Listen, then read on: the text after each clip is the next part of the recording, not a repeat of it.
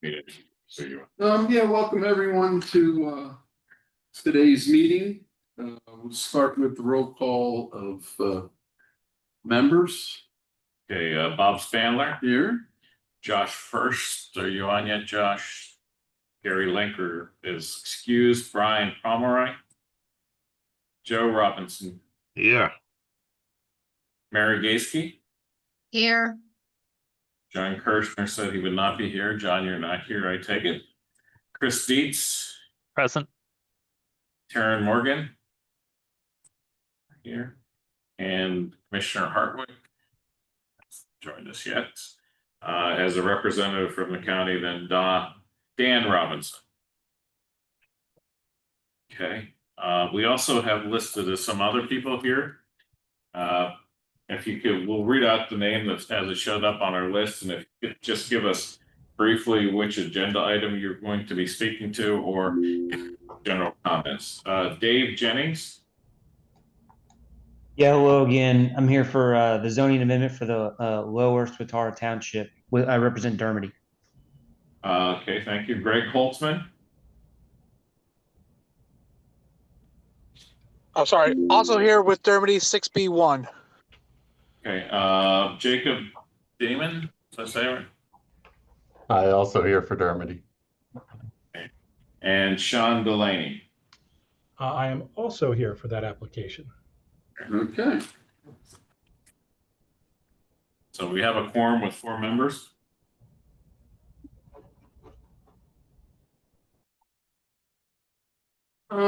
Let's move right down the agenda here.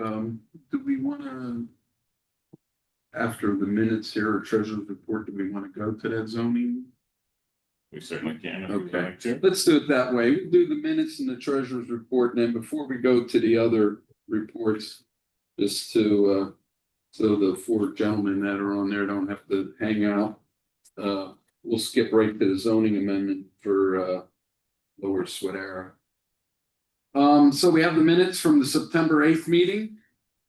Everyone should have received a copy of those. We have approval. We'll accept those minutes. So move, Mary Gaske. Thank you, Mary. Do I have a second? Second. To Joe. Okay, Joe, got that. All in favor, say aye. Aye. Aye. Any nays? Hearing none, motion carries. The treasurer's report. Get that out of the way here. That's $4,338, I believe. Money in, money out for subdivisions and sewer modules. Motion to accept the treasurer's report.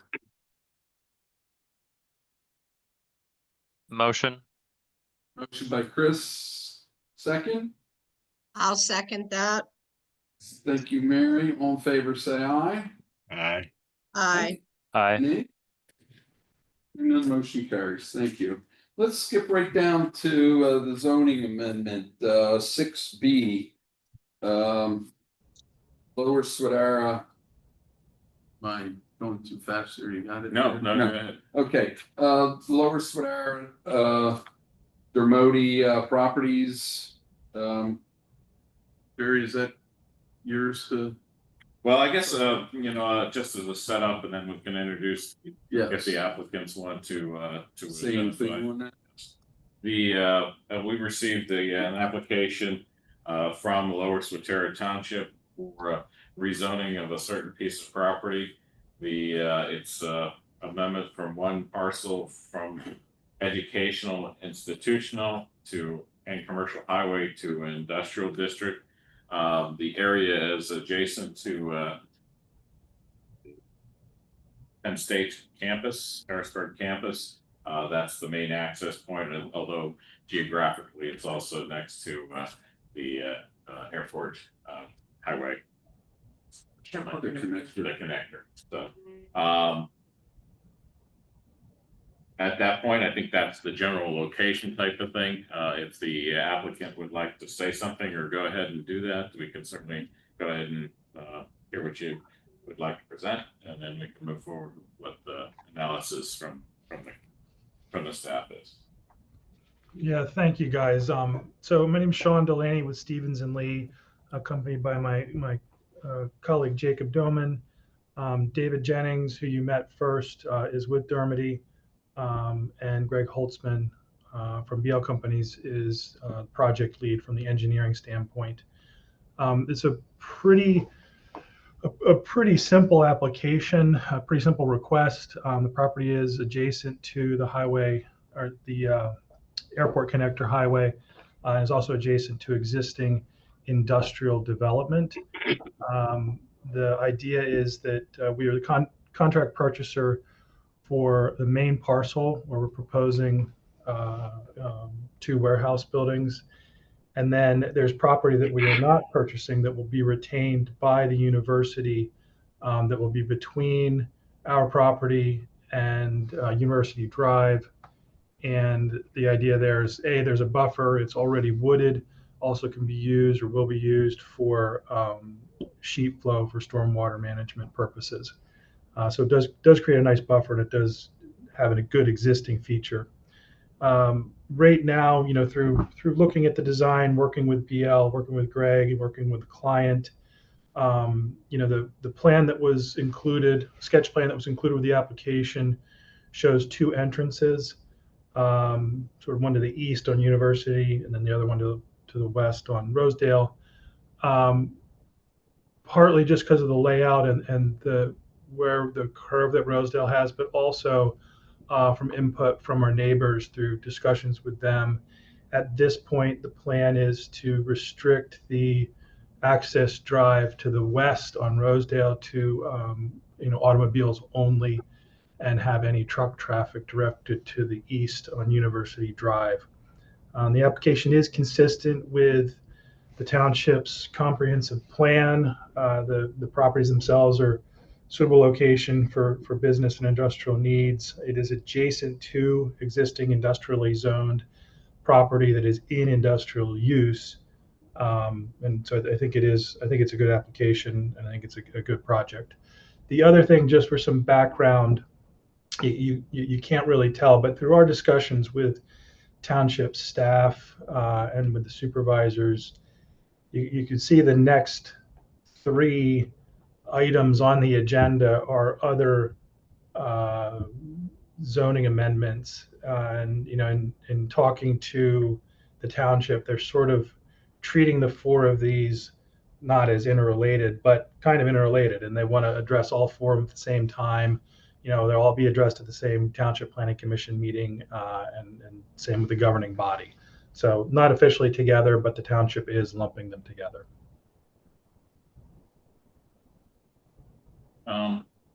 Yes, Tanner, can you go to the last page of the, and bring in some of that clip? That should be the first one there.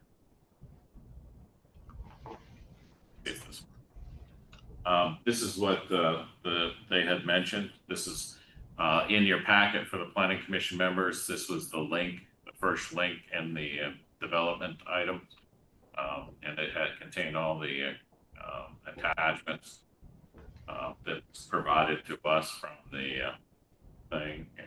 This plan right here, I believe, is the plan that was identified. Yep. Just in your discussion there. Correct. I will kind of call out the, well, I guess at this point, do you want to open it up to any planning commission questions? Yeah, before we talk about it in a little in depth, is there any questions from the planning commission members this time? No, hearing none. Go ahead. I guess also too, is there from the applicant side of things, there was 2 other people or 3 other people. Do they have anything else of interest to want to add?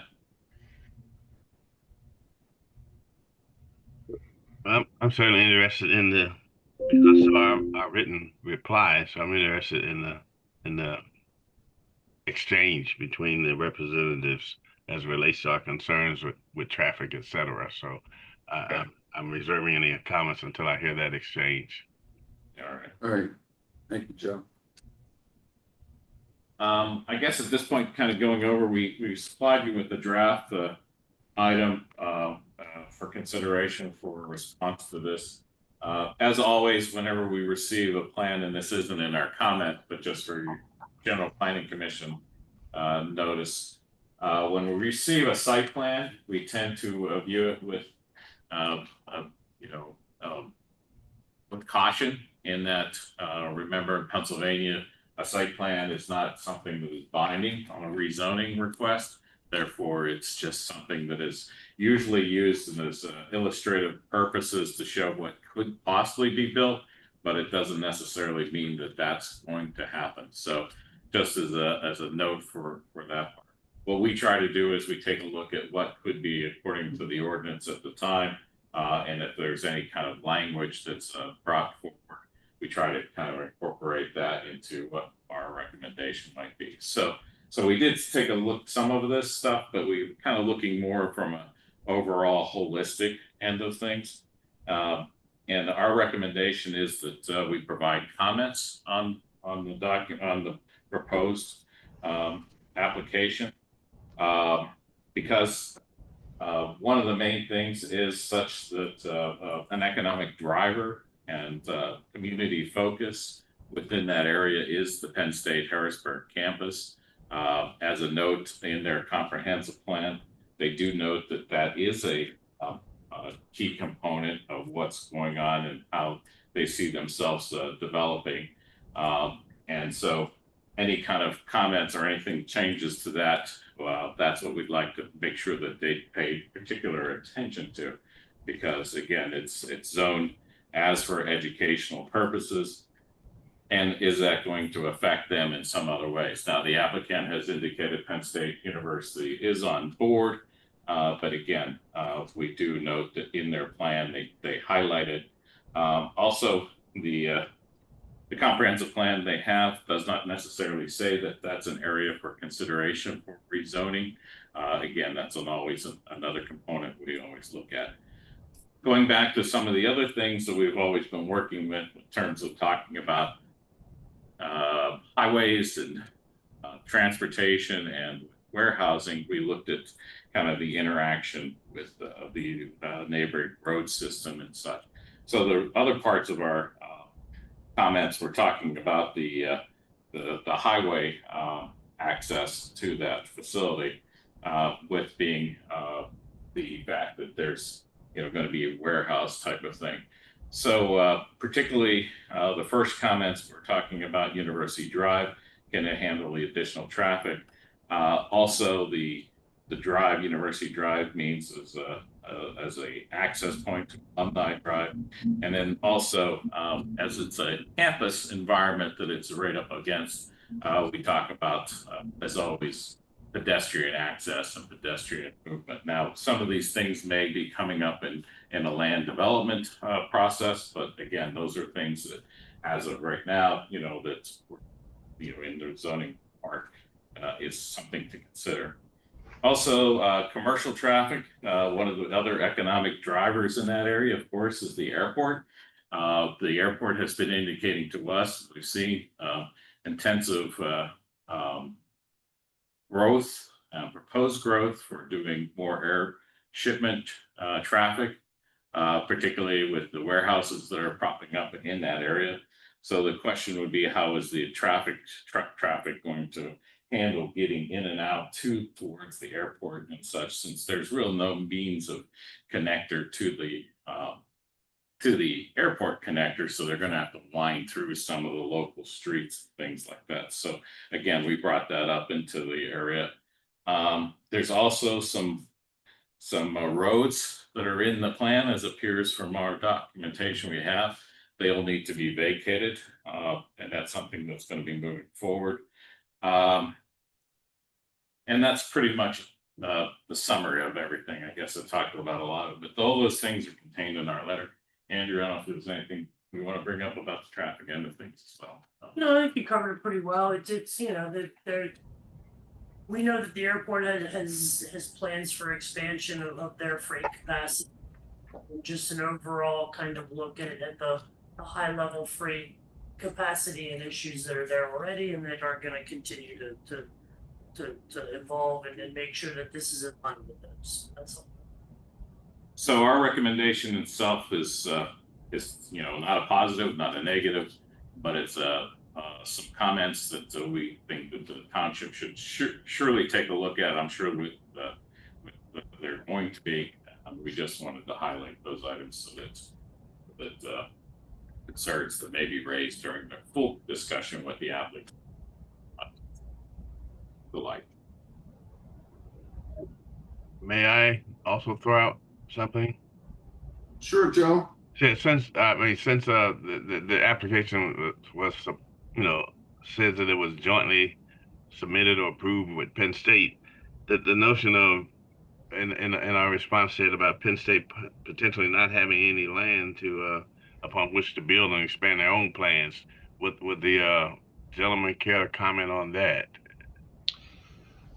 Yeah, this is Sean Delaney again. It's a good question. I mean, to be clear, the current owner is Penn State, so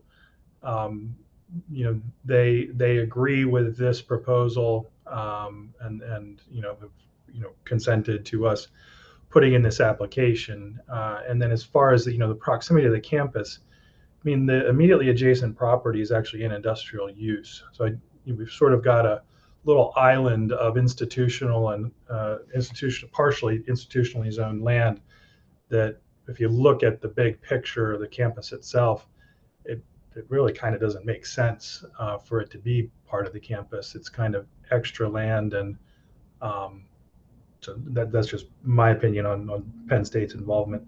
I think they do care about the buffering, and that's part of the reason why the lot between University Drive and the lot that we have under contract is to remain in its present state. As far as the forestation, it does have a decent slope to it, and it is a natural piece, a natural area to use for stormwater management. So, but Penn State is on board with this. And actually, that is the closest neighbor to, like you said, it is their land that they are selling, correct? Correct. Yeah. And one thing that we've talked about with the township is, if you go across the street, across University Drive, they'd like to have some additional sidewalks added there, basically some pathways, some interconnectivity, to keep pedestrian traffic over on the other side of the road. Not that there'd be any reason for them to be on our side of the road, but also to tie some things together for the school and for the town. So.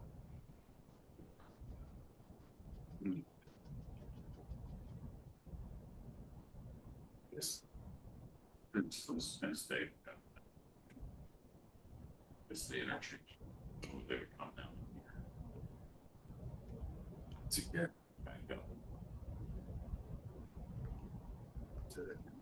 It's no different for anybody. Right.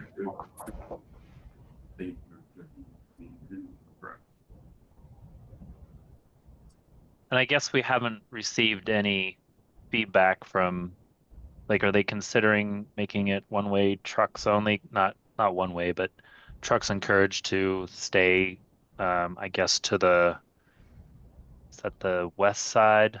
Yeah, it's northwest. Yeah, well, as we're looking at it, bottom left of the plan, that would be the truck entrance, and then there's a smaller entrance plan north, or plan top. Yeah. That would be automobiles only for employees. So they would come in, and then before you even hit the proposed building, you'd be able to get into the parking areas. You turn left right there.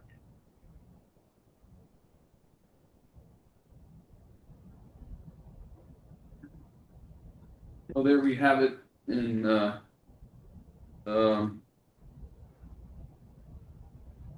lost for words for a second. There it is. Like Jerry said, this is what is proposed. We have to always remember that that can change down the road if something change, policies change or, but there we have the zoning amendment in front of us. Do just that one there right now that we just talked about, even though all four, now all four of them are in that, all four are in that same zone, correct? In that same area? From Lower Swift? Or Generally, I don't think they're, I mean, I don't put a map up on exactly where they all are, but they do have. Sean, you talked about the other ones from Lower Swedera. Are they any of those have to do with this particular project itself? Not at all. I think it's Not at just all. a sort of an efficiency part for the township. They want to just sort of do a big block, for lack of a better word. Misunderstood that then. All righty. Okay, so we have that plan right there in front of us, the zoning amendment. We have a motion to continue on with our comments. Sign the letter and send it on with our staff comments. I'll make that motion, Chris. Thank you, Chris. Do I have a second? Second. Second by Joe. Thank you. All in favor, say aye. Aye. Aye. Aye. Any nays? Hearing none, motion carries. Thank you, everybody. Really appreciate the time. You.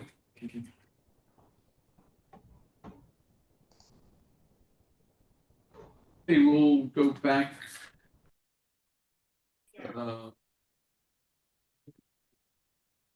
Back to the agenda and follow it. Number 4, the reports. Any officers have any reports this time? I have none. Anyone? None here. None?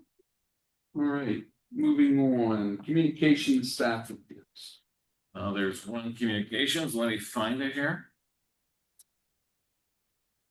This is actually a notification from the city of Harrisburg, but it was a past event, but it's just to give you an idea that there's more work that's being done. City of Harrisburg is undertaking a project to improve pedestrian safety and overall mobility throughout the corridor of Harris Street and North Cameron Street to Arsenal Boulevard. Project involves enhancing pedestrian facilities with high visibility crosswalks, ADA ramps, curb extensions at 15th Street to improve sight distance and reduce pedestrian crossing distance.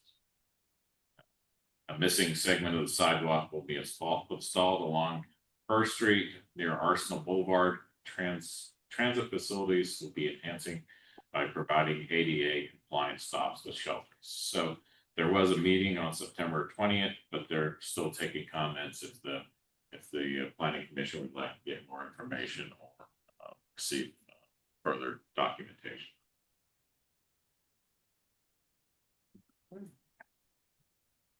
Right now, it's just for our information, unless we want to get involved with it.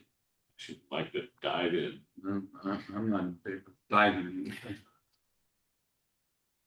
in. Silly note. Okay.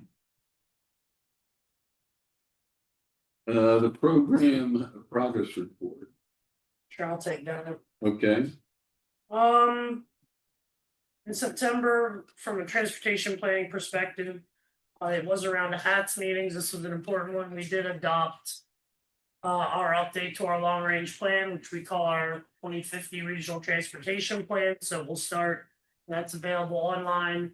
It's a 25-year long range plan that kind of sets policies related to, especially broadly in transportation planning, but it's specifically concerned with the expenditure of federal transportation funds. So that was very important for us that we get that kind of over the finish line. That's a required document, so we're in good shape there. A couple bike ped things we did. Karen Dixon and I presented at the Trails and Greenways Conference on our active transportation plan. Then just this past week, every year PennDOT has a big kind of planning conference that a couple people from our staff attended, and we did 3 different presentations there, kind of show off our work. So those were good. Just going down through here.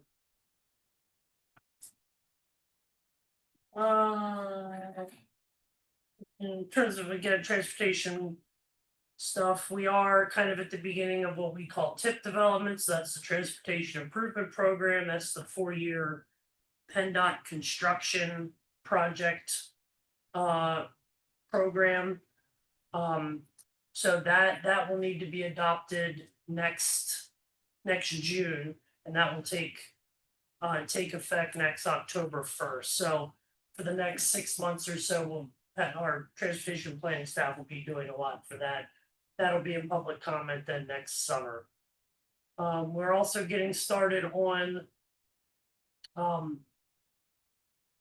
it was kind of put on hold. There's a program for EV charging infrastructure called NEVI. It was put on hold by the federal administration. It has since been taken off of hold, so it's kind of back.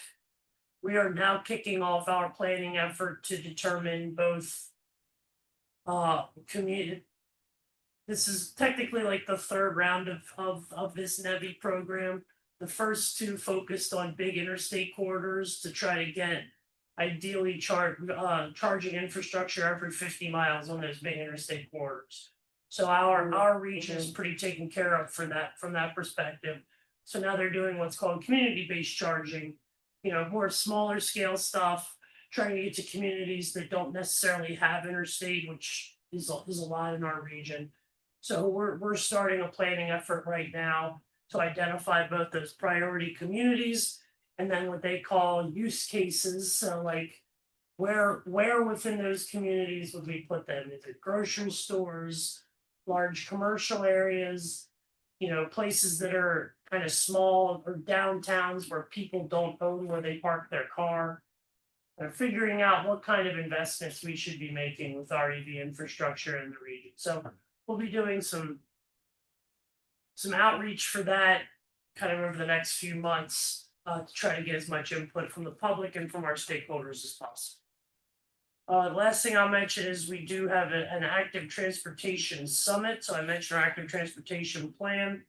We're having an active transportation summit that's kind of geared towards specifically municipal officials and representatives, trying to get them interested, capable, engaged in bike ped planning and how important that is from a variety of means. So we're having kind of a most of the day event in which we'll present, HAT staff will present, and then we also have people from PennDOT, DCNR, and a municipal kind of roundtable for people to talk about kind of lessons learned from their own local planning efforts. So that's November 6th.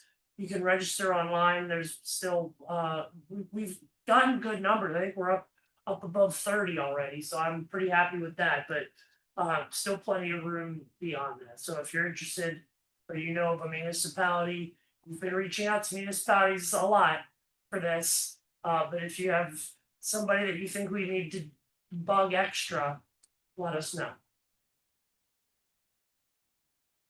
Question, when they look at, like, you said, the charging places in smaller communities and all that, do they look at the electrical infrastructure to see if that's already in place? They typically look at that, but a lot of this is most of this is based on run as a discretionary grant program then. So we are kind of setting the priorities. We won't be literally picking the places they go. We're kind of setting the priorities so that when applications come in, they'll be able to be evaluated with a little more local context than just what the whole state would prioritize or something like that. Gotcha. So that's kind of looked at to some degree. We kind of have to rely on the local owners or whoever is applying. And frankly, we don't have great data. We don't have great data on that kind of electrical capacity by some kind of geographic unit. Right. I wish we had that. That would be interesting. You're right. Because I remember our last discussions like putting it along interstate. Sure. That's a great idea and rest stops and all that, Mhm. but people are saying, yeah, you gotta bring that transmission Yep. line 30 miles out of the city Yeah. to that location, Yeah.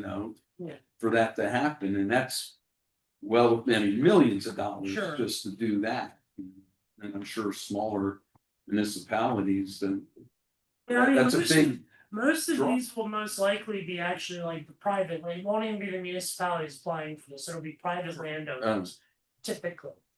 That's what we saw at first, was kind of gas stations and commercial property owners You who mean like wanted, Sheetses and all that going, hey, I'm building one in wherever. who wanted basically to offset the cost of their EV infrastructure. Joe's got his hand up. Joe, do you have a question, sir? Yeah, I do. It's a minor one that I know Andy can answer. Under that regional transportation plan section, Sure. yeah, the last two bullets, just I guess arose by any other name is this is sweet. Is there any difference between a Silver Spring Township discussing transportation needs versus Perry County discussing transportation planning? Is it the same thing? One says transportation needs, one says transportation planning. Like, maybe it's the same. I'm just curious. If there is a distinction, I just want to know what it is. That's all. I wrote that, that when we went out to Silver Spring Township, we met with the township manager. Discussed some what I would call specific areas of interest, so they've got kind of needs on the Carlisle Pike and some stuff that they would like to try to address. Okay.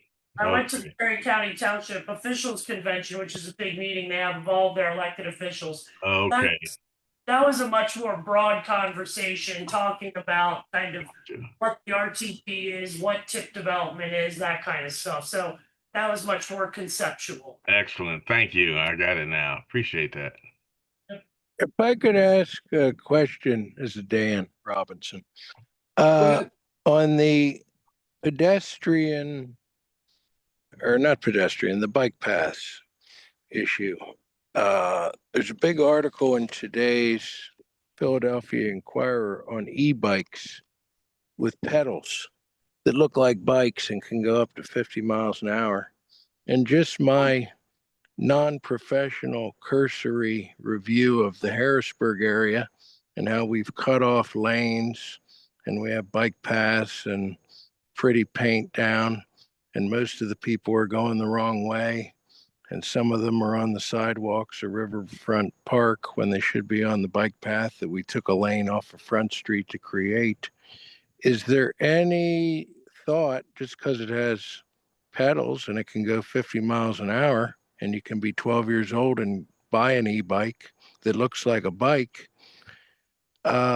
what was wrong with the old law, I guess is where I'm going with this, where bikes stayed to the right and cars safely passed them? Why do we have to have paint everywhere that nobody uses, where people aren't necessarily even riding bicycles, but they look like bicycles?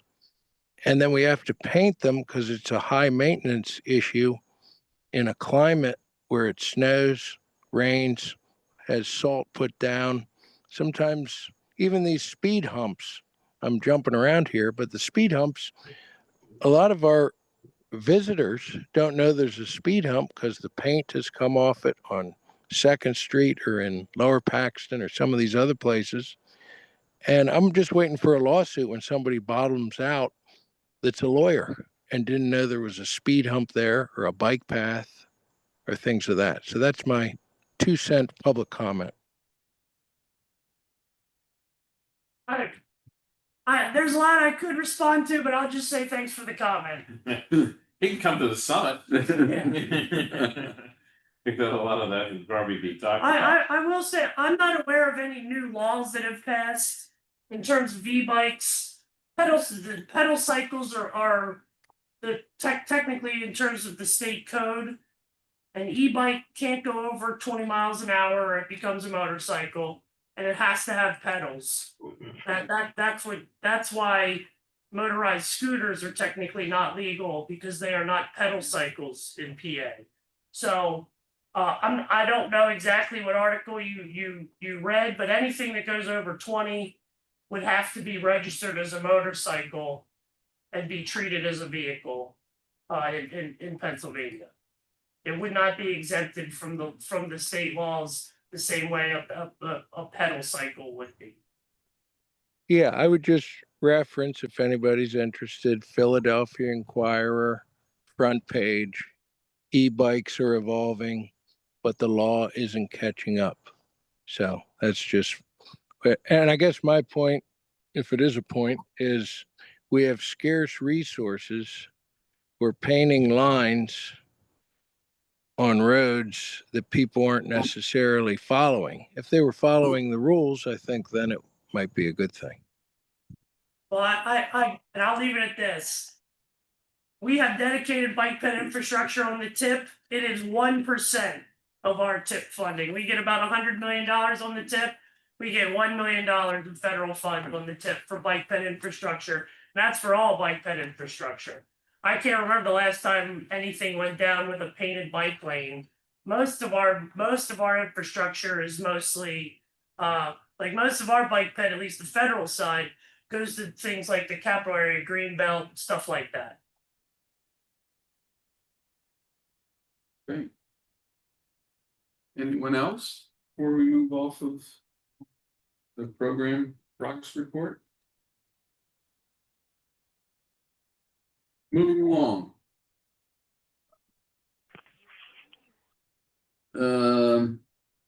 The Dauphin County Local Planning Assistance Report, the LPA. Spent 26 hours out and about in municipalities last month.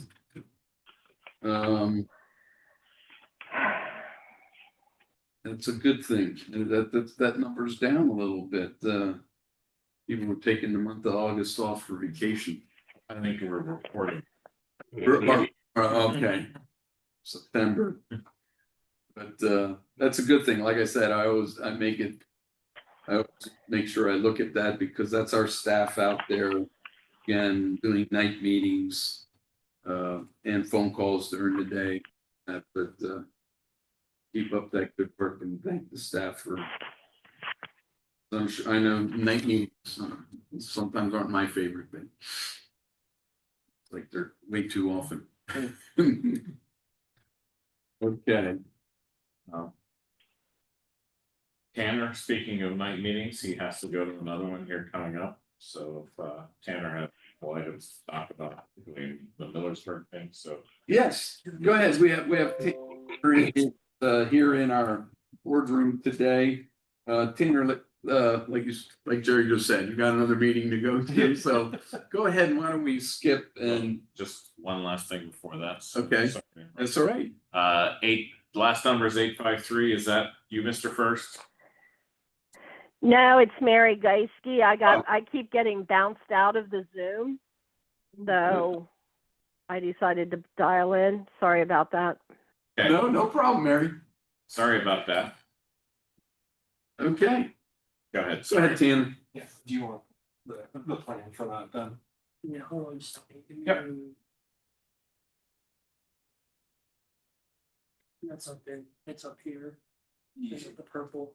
Should be, yeah. Yep. Yes.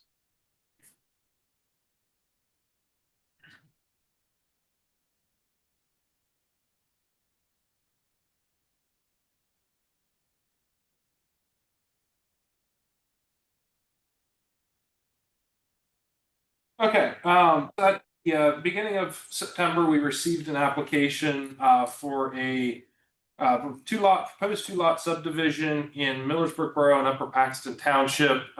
It is the Charles and Margaret Polk Foundation.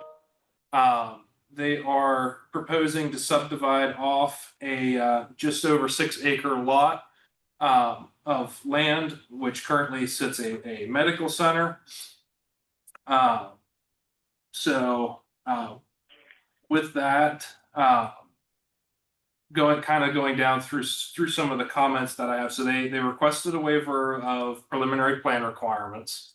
And going along with that waiver, I think we have not received like any justification or anything for that waiver. So I think that's Right. We would need to receive that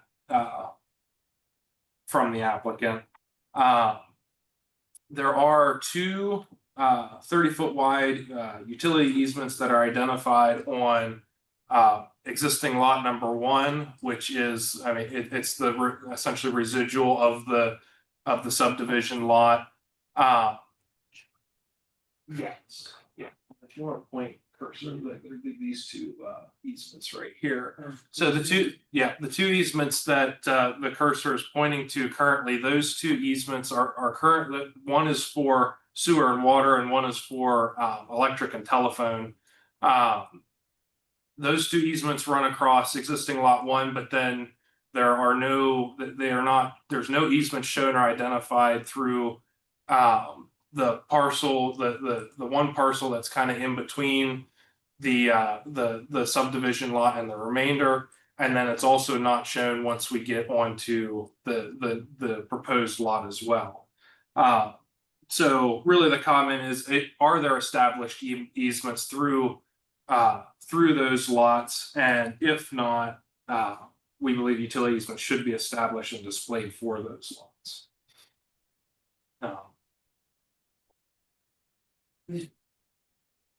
Next, so building setbacks are required per our ordinance. Building setbacks are shown in the small portion of the lot that is within the township, but it's not shown for any of the lot that is located within the borough. It's noted that because the borough has more of a form-based zoning code, the setback requirements aren't necessarily set, that it's not necessarily a set number. It's kind of it's sometimes based off of other buildings on that block or street. So that way it kind of matches the look. So we just kind of have it noted that, you know, that it might be difficult to display the setbacks in the borough because of how their zoning code setback requirements are written, but we wanted to make note that in our ordinance it is required.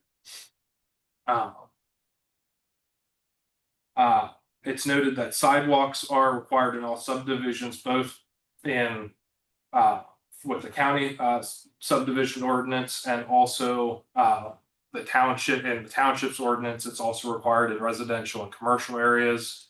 We're kind of looking at it as that, you know, they could request a waiver, but what I think we'd like to see is that in lieu of requiring sidewalks, maybe they could allot for a pedestrian easement or something of that sort. So down, you know, in the future, there's not as much hardship to put pedestrian facilities in this area. I mean, currently there's no sidewalks at all on Evelyn Drive or Medical Road, so there's nothing in that area now. But we feel that would be kind of a compromise if, you know, if there would be more development in this area and pedestrian facilities would look at to be needed.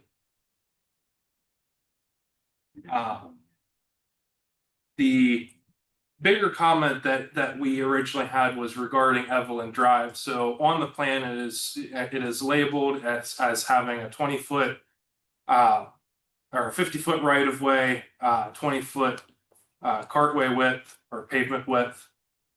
But it is not labeled as having like a T number or like a municipal roadway number. There was nothing to really say whether or not that was a public right of way or not. The way it's drawn on the plan would suggest that it is public, but we kind of wanted to do our due diligence to make sure that everything was kind of squared away with that. In talking with the borough and the township, the town, you know, on PennDOT's Type 5 map for the township, it's shown having a municipal route number, but it shows on their liquid fuels map. But for in the borough, it does not show on the Type 5 map. It's not shown as a public road. and it's not shown on borough liquid fuels. So we kind of wanted to make sure that the portion in the borough was still, if it was still considered public right of way or not. And also going along with that is that this is Evelyn Drive would be a existing non-conforming street in the sense that it is a dead end. It would be considered a dead end street as it's currently laid out. It dead ends into the proposed lot. And also per the township ordinance, it is not the cartway width is not wide enough. It's only a 20 foot cartway width. The township requires 20 or 24 foot paved, 33 foot cartway.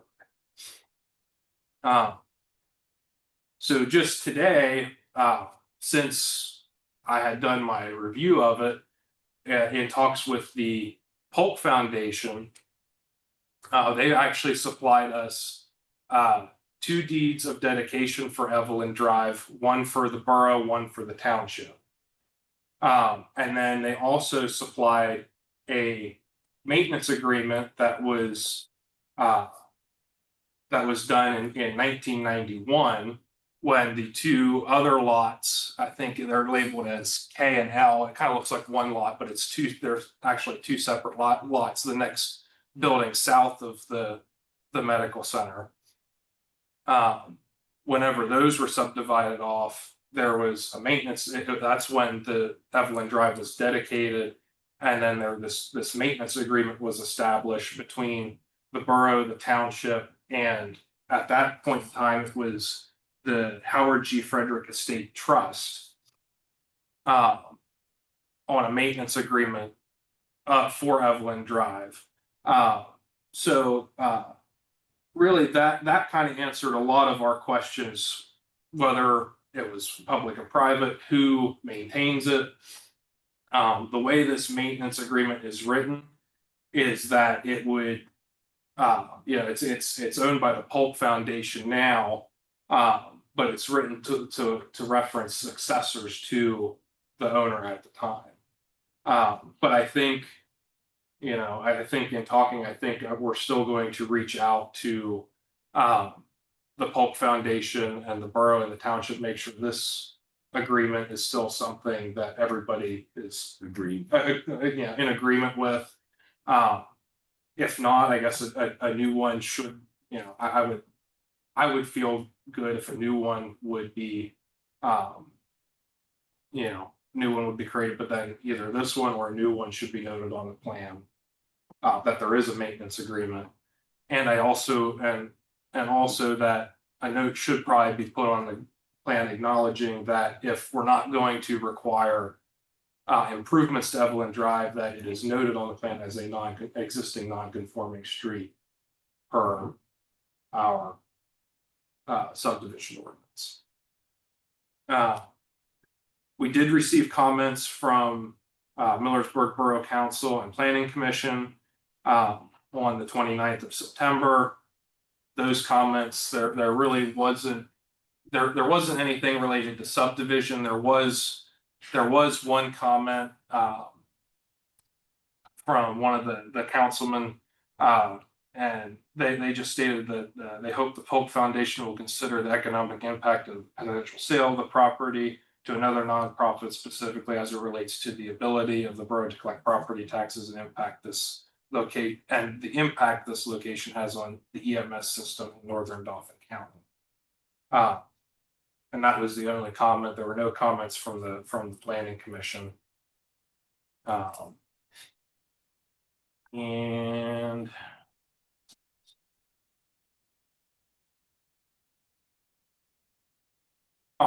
and one last thing. So we have the application for county approval for the borough.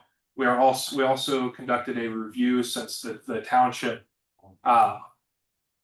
decided, has wanted to review and approve this plan as well. So we conducted a review for the township as well. On the plan, there is an approval block for the county, a review block for the borough, an approval block for the township. But we think a review block for the county planning commission as well should be added, since we are also doing a review for the township, and those 2 dates are the approval date and the review date will be 2 separate things. So that's pretty much all the comments I had, Jerry. I don't know if there's anything you want to clarify, add. Yeah, I'll kind of just go back and summarize it. This plan is for county approval. It was submitted last month for indicating it was complete. And this past month, the Tanner has been doing all the due diligence to find out, a lot of the things that was raised initially when looking at the item. Since it was established last month, we have 90 days under the state code to review it.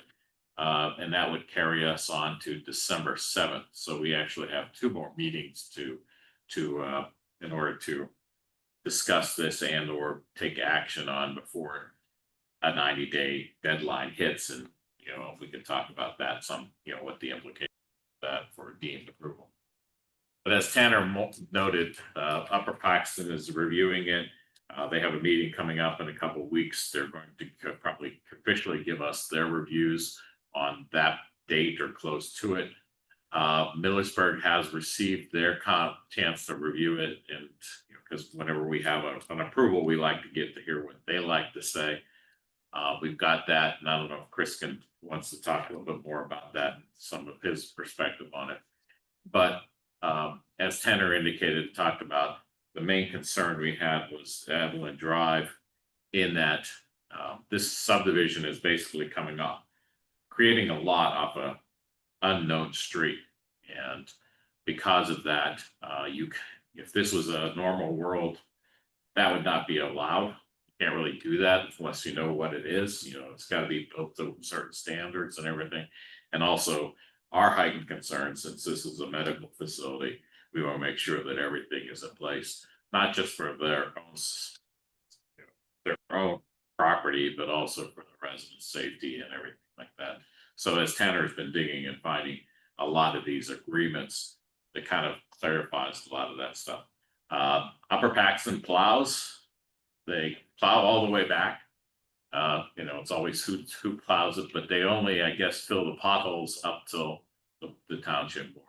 And then till we do this maintenance agreement, we didn't know how that arrangement was made. So, but going back to a lot of what Tanner said, and not going to go too deep into it, but our recommendation is we sit and wait for another month, because we want to get all this stuff worked out with the applicant, getting the information about what they might want to do for sidewalks, if they want to do a waiver request, or if they want to just show something.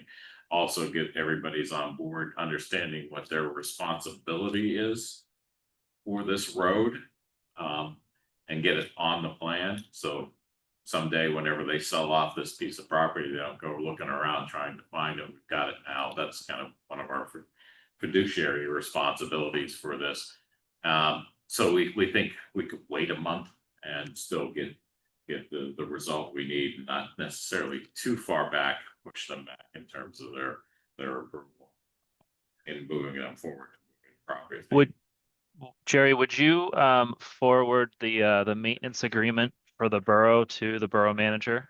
Just to Yes, make sure that I don't ever recall having talked about we just found it responsibility in this area. So the lady that I have been communicating with the Polk Foundation, she's actually the one that had found it and sent it to us. Okay. So yes, we'll certainly forward that on. Like I said, it was done back in 91. So I'm sure that, whoever was on borough council back then is probably not anymore. Right. Chris? I don't go that far back.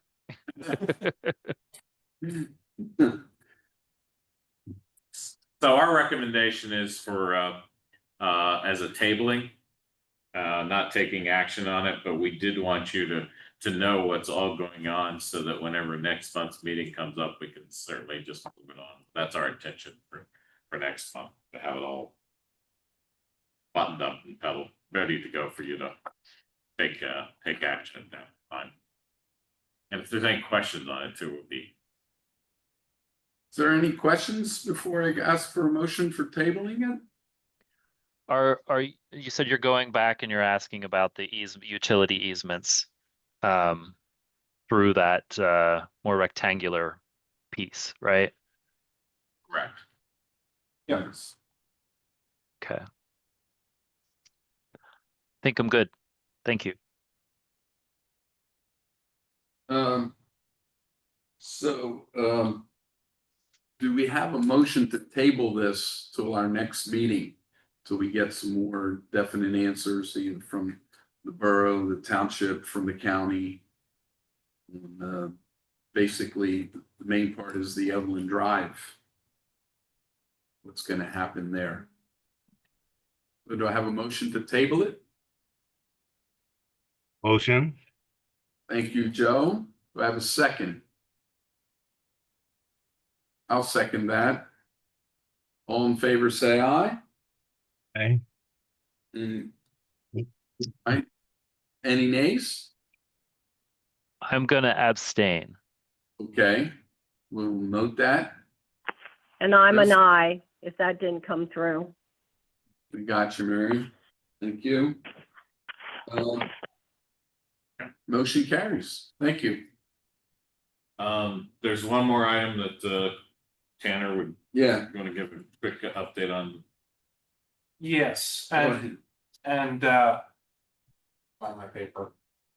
And Chris, if I missay anything here, please correct me. This is for kind of an update on Tanner's Run, and ironically. And this was an update that I received at the Planning Commission meeting this past Wednesday, which I guess would have been the first.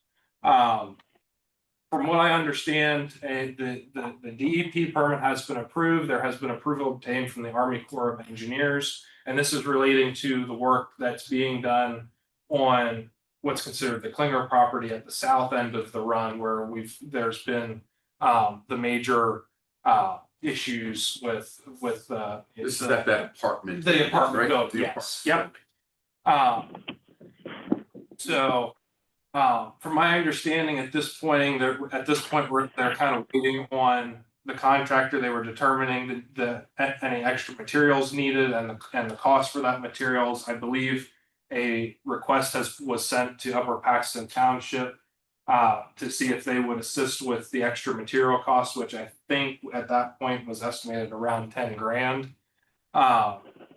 And that they're trying to get things moving along as soon as possible. From my understanding, the permit expires on October 27th or sometime in and around the end of October. So with that, Chris, I don't know if there's anything different or to add to that. I think that's pretty good. We are, yes, trying to work with the contractor to establish the dates of when they'll do the work. And we don't have a final quote yet for the additional materials that you mentioned. But there was a site visit on Friday with them just to walk through everything once again. So I anticipate that this week, hopefully, we'll get the dates squared away, and then we've got a couple weeks to get the work done. So hopefully it doesn't pour and rain for 2 weeks straight, and we've got some decent weather to do the work in. As I remember the meeting we had up there, they were talking about the owner wanted it all fenced in so kids or whatever wouldn't go in that construction site. So that's all been taken care of. Yeah, I think, and again, Chris, correct me if I'm wrong. I think that the way, from what I understand, the contractor or whoever's going to kind of put like that orange mesh construction fencing. But if the property owner wants something more, it would more or less be on the property owner to pay for that. Okay. Correct. All right. Chris, do you know if they Upper Paxton applied for a gaming grant? I do not know. Okay. Thank you for that update. I know that's a project that for up there needs to hurry up, but it just seems like the logistics are always, one step behind. Certainly is a challenge. No doubt, Chris, no doubt. Okay, Tanner, is there anything else? Yep, that would be it. Okay, well, thank you for coming to the meeting and have fun at your next one. Yeah, absolutely. Okay. Moving right along there, the old business with subdivision land developments, we did, number 2 already on there, Williams Township. Okay, this one won't take as long. This one is certainly a smaller project. It's a combination of 2 lots. Actually, it's not a combination of 2 lots. It's a small piece of property located right on the 209 that one person's buying probably about 4 or 5 acres from another one, and they're adding it together to the other one. So they're totally at 7.585 acres, and they're 1.85 acres of that is sliding hands. So they're moving a parcel line. The provision is it's a county approval. We have sent it to Williams Township. They have not gotten back to us with any comments yet, but I typically don't get too many things from them whenever we do submit. So we will have a part on there, but we're going to recommend that we take action tonight because this item has only some minor things that's what's wrong with it, so to speak, and it's not even wrong with it. The first thing is the title block is wrong. It says Williams. It doesn't have Williams Township. It actually has Williamstown Township, which is, not quite right. There also don't show any easements on the plan, which is required to do that. And then also there's because they're not building on it, there's a requirement to have a non-building waiver form that's by the Pennsylvania Department of Environmental Protection that has to be identified that they've applied for it. Whenever we have situations like this, our ordinance does have a section which is a little bit different. It's sort of a simplified thing, and it's called, if you want to get tired one night and really need something boring to sleep, get you to sleep. It's section 407 of our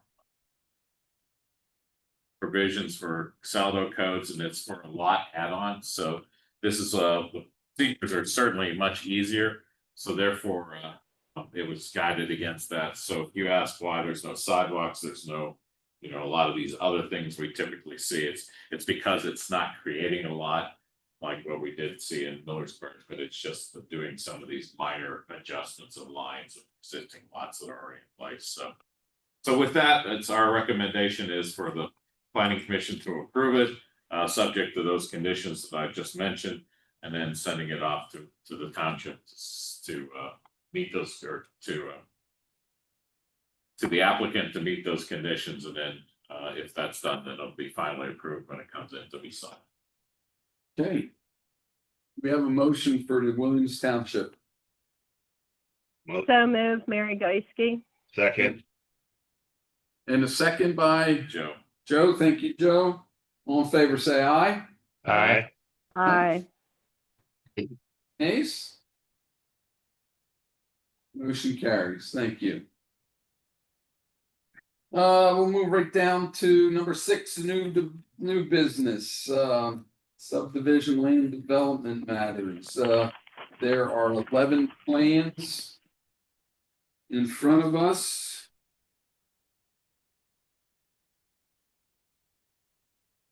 Didn't really see any. Was there anything, Jerry, that was sticking out there that? No, I think if you just look at the plans, there's some bigger plans for Market Street and for where it's Front Street for office conversions within the city of Harrisburg that shows some larger numbers. Those are familiar with in West Hanover. There's the Briar Creek project is finishing out its 4th phase. And that's pretty much it. There's a 6,000 square foot development in South Hanover, but most of the other things are pretty straightforward. Is there any plan that anyone's particular talk about? Go ahead. Hearing none. none, do I I have, don't I'm have any. sorry? Mary says she's good. Oh, you're good, Mary, thank you. Do I have a motion to accept all 11 plans? Motion. So move. Yeah, I'll give it to Mary. Mary, in a second, Yep. Chris? thank you. All in favor, say aye. Aye. Aye. Any Aye. nays? Hearing none, all 11 plans. Okay, go ahead, I'm sorry. No. That takes us to zoning amendments. We already did number 1. The lower Pax, lower Sweater, I'm sorry, lower Paxton. The lot on the Penn State campus. That gives us, Jared, you wanna do, We'll do them all together. let's do them all together. Or no, yes. let's do the 3 lower Sweater ones. let's do individually real quick. Okay, I won't talk to them as the applicant had indicated that some of these things are being done by the township themselves and they're cleaning up some of their project. And that's the first one. The first one is there's a split zone piece of property that's on AIP Drive. And it's they're looking to kind of portion of the property is already in that industrial, so asking to kind of clean up the map. So instead of having an industrial park limited to industrial parks, our recommendation, we support the change. okay. Do us to vote on them separately? Yeah, I'm going to do that. So Okay, do I have a motion to accept the industrial park limited for Sweater Township? Motion. So move. Motion made by Chris, second by Mary. All in favor, say aye. Aye. Aye. Any nays? Hearing none, motion carries. Lower Sweater again, the Middletown Area School District campus. yeah, see again, this is another one that's kind of being put forward by the township. They're looking to from residential suburban to educational institution. They have gone and done several lot consolidations over the past, and some of the old pieces of lots are not necessarily matching up to what the overall educational institutional use. So it's all part of a kind of a campus area, and it's again the idea is to try and consolidate it. The only concern we have is because that area is only that zoned of educational institutional in that area. We are kind of asking them to coordinate with their solicitor to make sure it's not spot zoning. But on principle, we're good. So we're recommending approval with that one comment. Okay. We have a motion for the Middletown Area School District from in Lower Sweater. Motion for approval with the one comment. I'll make that a motion. Do I have a second? Second. Second. I'll give that to Joe. Okay, thank you. All in favor, say aye. Aye. Aye. Aye. Any nays? Hearing none, motion carried. Moving right along. Lower Sweater again. Industrial to commercial highway. Right. There's a 3.5 acre parcel lot that kind of was subdivided off, and it's bordered by this commercial highway district, but before it was industrial or is currently industrial. It kind of matches up that it's sort of a loose end. So taking it away from industrial to commercial highway, which is more functional use of that piece of property on the corner of Eisenhower Boulevard and the off ramp 283. So having it commercial is makes sense, and we're recommending approval. Okay, do we have a motion for Lower Sweater Industrial to commercial highway?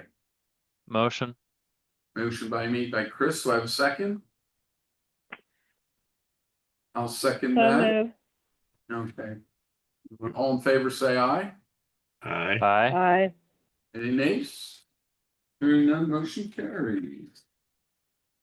That takes us to the Gratz Borough. Okay, this one is Gratz is kind of trying to get ahead of some of the new concepts or the things that are happening in the areas, particularly with happening with data centers. They're looking at putting a new definition related to it, and it also for making it as a conditional use within the industrial district. We applaud them for how they're looking forward to try and take care of some of the major issues that are facing not just everybody in Dauphin County, but also throughout Pennsylvania. So I think what they have done is they've kind of tried to work together and cobbled a number of different ordinances together, and it has some mixed success with how they did it. So what we're proposing to them, we don't have a problem with them doing it, but we have a problem with how they're executing it, so to speak. So we're not recommending. We're actually saying we're advising that they do not pass this ordinance because it just has too many loose ends and too many things where that might end up not getting what they want because there's definition flaws with whether or not they have the data mining they have excluded out, and it should be probably be there or otherwise defined. They also they're also making an exclusionary zoning, so you can't even have it. So if someone came and had a challenge to it, they could get it anywhere, and it wouldn't achieve the purpose of what they're looking to do. And then we found a lot of typographic language issues because, again, we think a number of them together to try to put this into place. So we think that as it stands, there's too many consistencies within the ordinance. So not to say that we're against them doing something, we're against them doing this. And in fact, we're actively engaging with a couple, I know through Commissioner Hartwick is talking to, we're talking to Loudoun County from two different angles, but from a staff, county planning staff, and also from a kind of an elected officials perspective. So I'd expect us to have some, we already have our fact sheet guidance on data centers to give you, just enough information to sound like you know what you're talking about. But we will, I think that'll keep evolving, and we'll have, if not a model ordinance, a better handle on where we want to be Right. in a few months. And I think just in summary, our last paragraph there kind of ties a lot of that up. Kind of a couple sentences in. The commission does agree with the overall intent to regulate data center is appropriate. We recommend that they review our completed data centers fact sheet, which is in our toolkit. And we're willing to work with the borough and their solicitor's office to discuss thoughts and develop language that we believe would be beneficial. So we're willing to reach out to them and kind of advise them so that they have a little bit better approach to this problem or this. That's our recommendation, is not to be a negative guy, but to be a, let's not do this way. Alrighty. We have a motion to accept what we just heard on it says not recommended, but to work with them and help them draft a little better language on that. Motion, Chris. Thank you, Chris. Do I have a Second, Mary. Seconded by Mary. All in favor, say aye. Aye. Aye. Any nays? Hearing none, motion carries. So Okay, that takes us to governmental reviews. yeah, Andrew, do you want to take these couple of top I'll ones? take the first two. The first one is Lower Paxton. Not have the letters in here. I have them if you want them. I mean, I just gonna put them on. I got it. The first one is at the intersection of Jonestown Road and Houck and Prince. kind of that weird Yeah. 5-point intersection. The township the Lower Banks Township's looking at, pretty major improvement that would actually close off the Halk Road portion from Jonestown Road, so it'd make it a much more traditional intersection. Only 4 lanes, have some multimodal improvements. They already have funding for a sidewalk that goes from Prince Street or along Prince Street the whole way from Jonestown Road to the Township Building to connect into the rest of that neighborhood there. So this would complement that. I believe they already got funding for this a few years ago. I think they got partial funding. So this is a good project. If anybody lives I live right around there, that intersection is an issue, and I'm sure has been for decades. So this would clean that up. And then the Susquehanna Township one is a bunch of what I would call smaller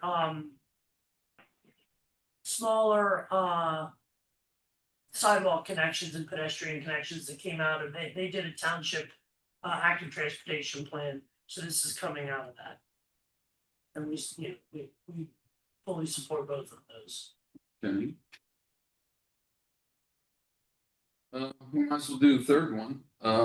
The Upper Paxton Township Landis Farm Conservation Easement.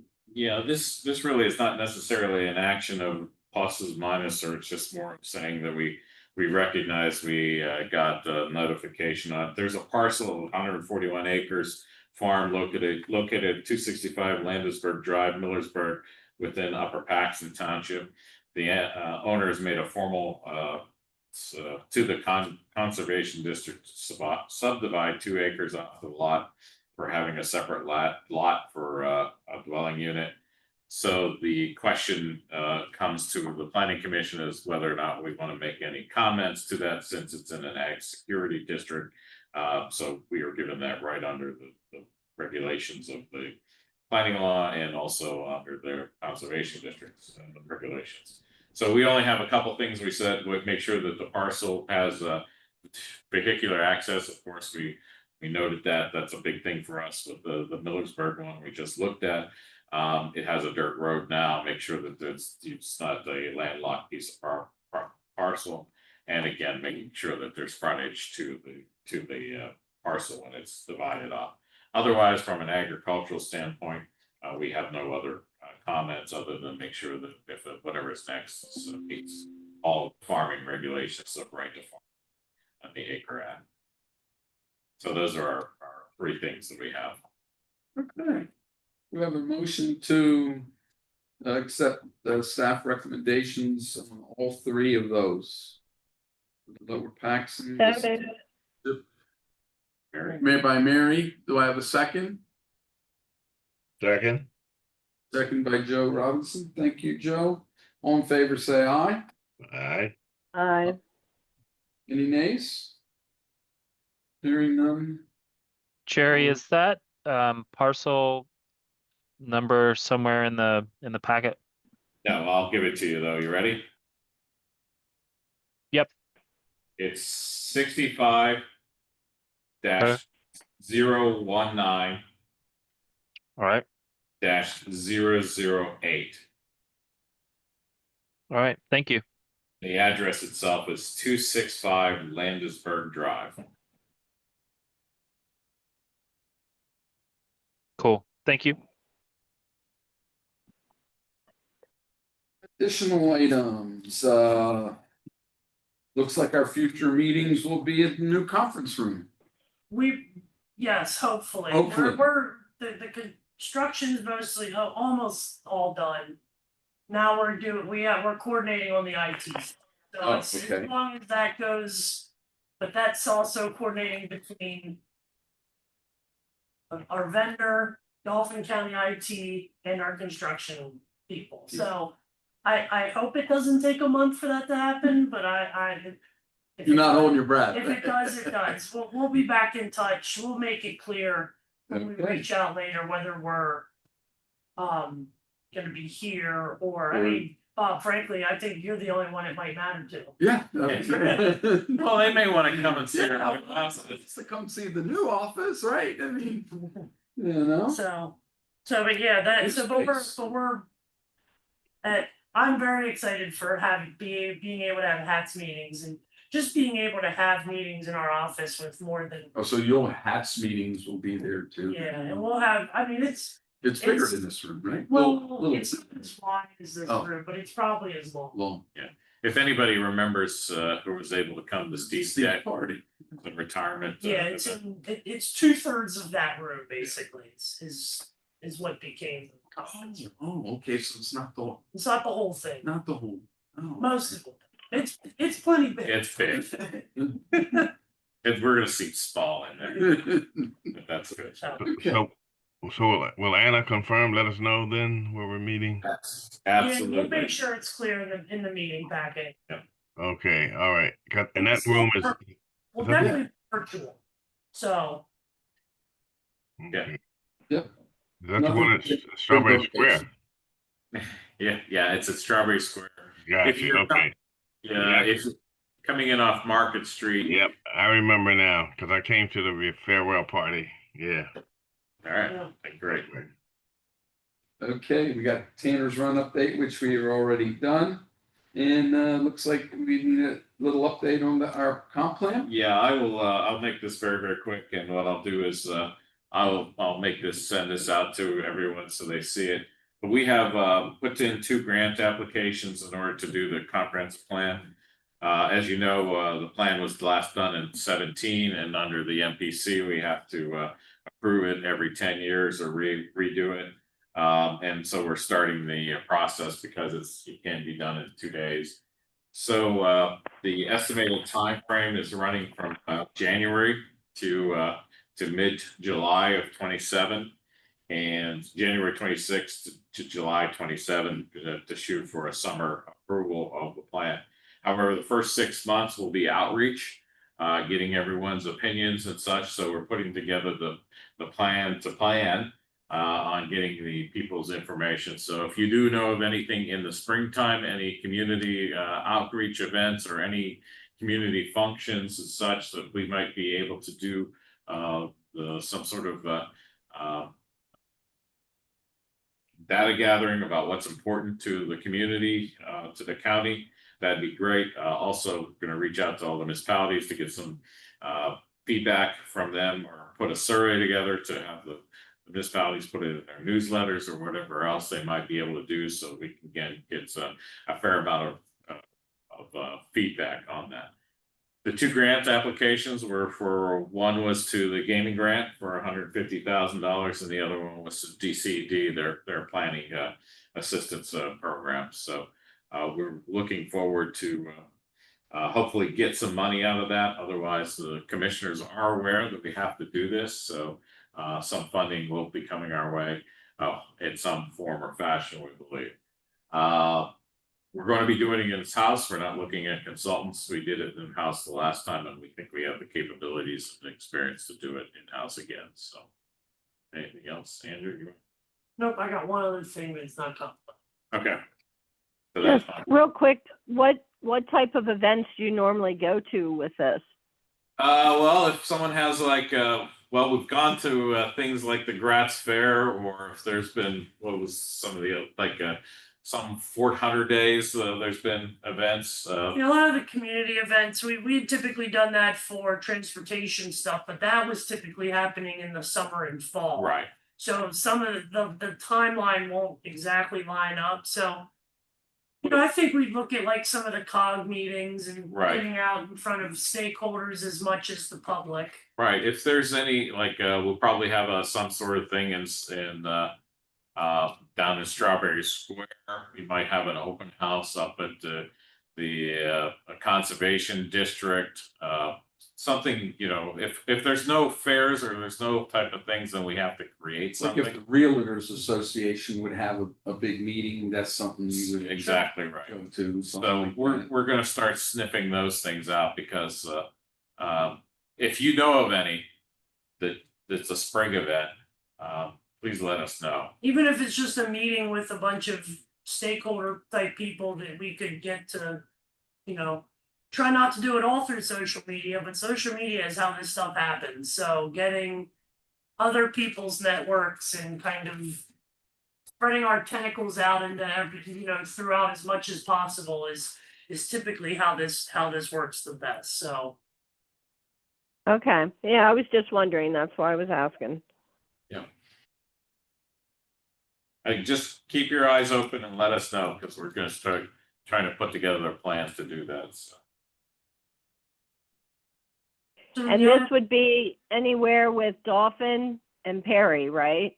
No, just Dauphin, it's a Dauphin. Oh, just Dauphin. Okay. This is a Dauphin County, total Dauphin County initiative. Okay. All right. So, but now my thing, and not to confuse you, but we did just launch our regional growth management plan survey. That is for Dauphin and Perry counties.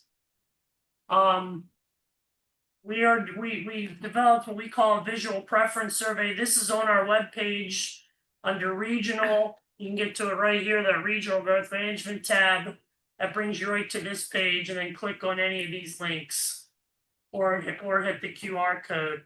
That brings you to what we call our visual preference survey. There's a series of 40 images, and all we're asking is, how much do you like them? -3 to +3. What kind of things do you want to see in the community? So it's mostly kind of development patterns. That's really what we're going for. So kind of like types of housing, transportation facilities, densities, those types of things. So there's a bunch of images on this. I won't scroll through all of them. Try not to get to the bottom. And then there's just a couple very brief kind of open questions. So we'd certainly love for you guys to take it. Any networks or anything that you guys can push this out through, we will start putting it on our social media. You're certainly more than welcome to share, repost whatever we post on our Twitter and Facebook, and I guess LinkedIn. I think that's our 3 big ones. And if you have an idea for somewhere that we can, even if it's we don't want to give an in-depth presentation on this quite yet, but even if you have a meeting or something that we can come and give a quick 5-minute overview, what the RGMP is, what we're looking for from this survey, that we're all ears. So keep us in mind on that too. So, and this one is, now, does this one include Cumberland? This does not include Cumberland. Okay, just Dauphin and Perry. Only. Yeah.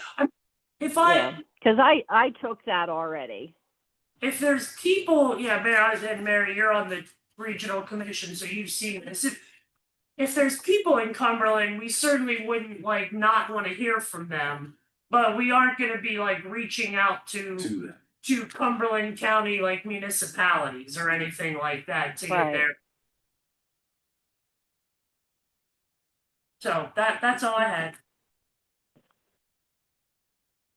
Okay, Sorry. anything else before we ask for adjournment? Next meeting, Monday, November 3rd, location to be determined. Let's be positive and say in our analysis. Be in the Strawberry Square building. Okay. The food court if we have to. They have that funky building. The cube. Yeah. Okay, do I have a motion for adjournment? Motion. So move. Everyone. All right, meeting adjourned. Thank you. Bye. Bye-bye. Thank you. Take care.